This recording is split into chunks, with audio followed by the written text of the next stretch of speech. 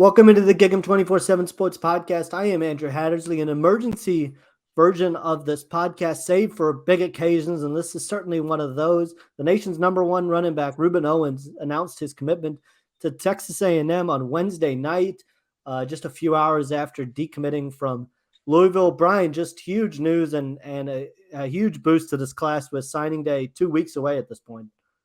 Oh yeah, it was a big need. A&M doesn't have any skill position guys committed or didn't before Owens announced, and now they got a big 5-star, the nation's top rated running back, and so even with the Louisville commitment, Owens hosted Jimbo Fisher almost all day on Tuesday. Head coaches can go in home starting late last week. So Ruben hosted Jimbo Fisher, and then on Wednesday, early afternoon, late morning, he told Jimbo Fisher that he planned to flip to A&M. So, waited a little bit to go public, a few hours to go public, said, after decommitting, didn't want to do both announcements at the same time. But, yeah, huge get for A&M, especially, with Devon Achane declaring for the NFL draft just yesterday.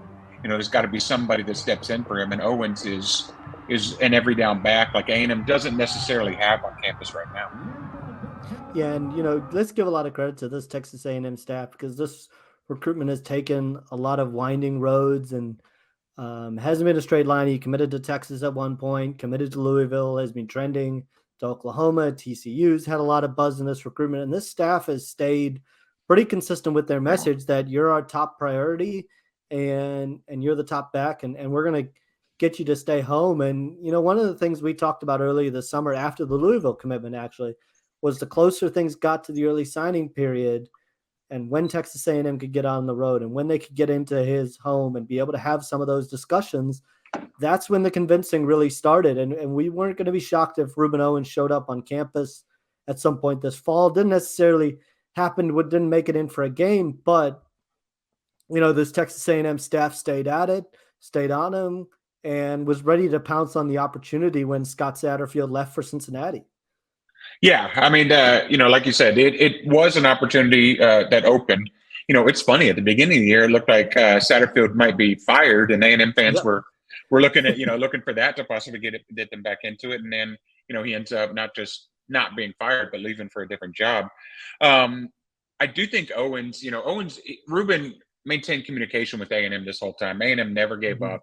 A&M was sort of the one constant in the recruitment. I mean, he, like you said, he committed to Texas at one point, doing so over Oklahoma and A&M at the time. When he got committed to Louisville, it was sort of out of nowhere, but it was ahead of A&M at the time. A&M has been the one main school in his recruitment this whole time. So yeah, the coaches just did a great job. Tommy Robinson did a really good job. He's a guy that Ruben is a big fan of and wants to play for at A&M. So, yeah, this one is really on the staff for being persistent and knowing their audience.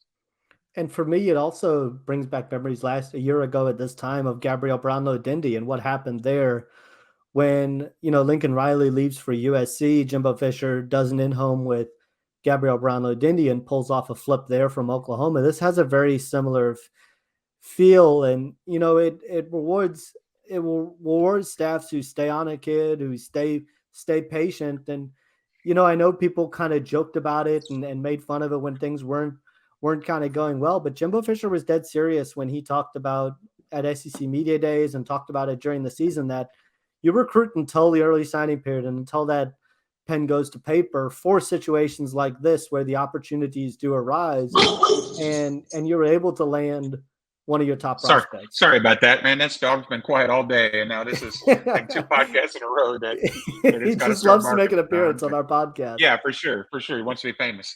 And yeah, I mean, you mentioned Gabe Dindy. I think it's it is similar with both schools losing their coaches, but I think both guys really did have that desire to be at A&M, even in the back of their minds, a little bit when they were committed to those other schools. So A&M remains in contact with both of them, keeps recruiting them hard. And yeah, there was the opportunity to jump whenever the coaches left, but both guys very well could have done it even without that happening. I mean, the staff just had been relentless on them. No doubt. And for Texas A&M, this has been one of the guys that they've been hunting all year long. Is a guy like Rueben Owens that can carry the ball 30 times a game and be kind of a workhorse. And obviously A&M would love to kind of have a 1-2 punch, but Owens is a guy that took the ball game in and game out, had over 7,000 yards over the course of his high school career, and played in an offense at El Campo where he was really the guy and he was the focus of every single defense. I know you and I have both watched him. You've been watching him for close to 3 years. I've been out to several of his games.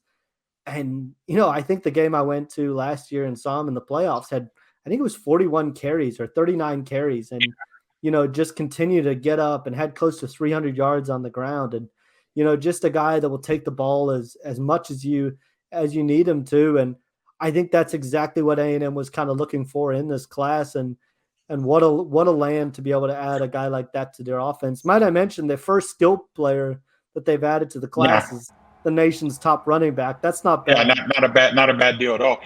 So yeah, I mean, he's the first skill position commit, which leads to the question, what happens next? And there's exactly 2 weeks until the early signing period. So A&M's got some momentum now. I mean, they already had it, but I mean, they're still going after not an offensive skill position, but Anthony Hill, a 5-star. They've got a defensive skill position player in Tony Mitchell, an Alabama commit.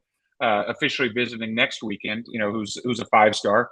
Jaden Platt visiting next week and a 4-star committed to Stanford. I mean, A&M, things were really quiet on the recruiting trail for a while, but as has been the case under Fisher in all of his years at A&M so far, I mean, I think they are going to finish strong. And that wasn't something that was very readily apparent, prior to this commitment, but I really do think this helps get the ball rolling with momentum. No doubt. And, you and I both mentioned they're going to sign skill players in this class. There's no question about that. Yeah, that was ridiculous if anybody was saying they weren't. So. Absolutely. And, Jaden Platt's a guy that, at one point they led for coming out of the pool party. Weren't sure they were going to take a tight end in this class. And so that, he ended up committing to Stanford now that A&M's pushing for him and Florida's pushing for him really hard too. Let's not forget that they're going in home as well. And, are looking to upgrade their tight end room. So he's certainly a big priority for them. But, Texas A&M is pushing for him. They're pushing for Marcel Reed. I've gone in home with Marcel Reed and, looking to push for him. They're going to continue to stay aggressive. And I think this shows you that they're going to continue to try to attract top talent and they're going to see where they stand at the early signing period and go from there. But this certainly gives them some momentum to just be able to, and it also gives them momentum with their current class for any guys that were still on the fence or guys that for sure schools were looking to poach, to be able to add a guy like him and be able to give this recruiting class a jolt 2 weeks before the early signing period. I don't think that should be discounted either. It's absolutely huge to be able to land a guy like this. And, we'll see what he's like as a recruiter. He's obviously a very well-known guy in Texas, is close with a lot of kids. I expect him to be very active trying to recruit for Texas A&M, just like he was in the past couple of weeks for Louisville. Oh, no, for sure. I expect that as well. And, we talk about the momentum. I think it also helps that, A&M had 17 guys enter the transfer portal that were on scholarship this past season. But we've talked about this. The majority of that freshman class, they only lost one freshman they would have been able to keep, at least at this point, in Ish Harris. So, the majority of that class staying put was huge for momentum, which all goes back to that LSU game. I mean, that was a really big win, both for the current players and players coming in. So, this could be yet another fun early signing day to watch. I mean, you and I have been really busy for the last few of those, and ever since Jimbo came in, his first year there was there was an early signing period, but he came in, he didn't sign many. There were 9 commitments on the February signing day afterwards. 9 guys made announcements for A&M, and while I don't expect that this time, there's going to be some additions for sure. No doubt. And look at a guy like Peyton Bowen too. We forgot to mention him. A&M had an in-home with him as well. This could potentially, provide a boost and a jolt there as well. And, I just think I think this is something this staff is very good as well about and is very cognizant of timing. We've talked about this before on this podcast as well. Jimbo Fisher was very cognizant of if I can get a guy like Rueben Owen and be able to build momentum. And the other thing that comes to mind for me is you mentioned some of those guys returning now. This is not a bad returning core to be able to have with Yeah. You know, you've got Connor Wigman in place. You've got Le'Veon Moss and Amari Daniels looking to take over for Devon Achane. Now you add a guy like Rueben Owens. And, you know, on the outside, you've got Evan Stewart, you've got Moose Muhammad, Donovan Green. You know, there's a lot of, again, talented pieces. Now, what they do For with sure. that, they're still going to need to be more consistent and perform up to their level.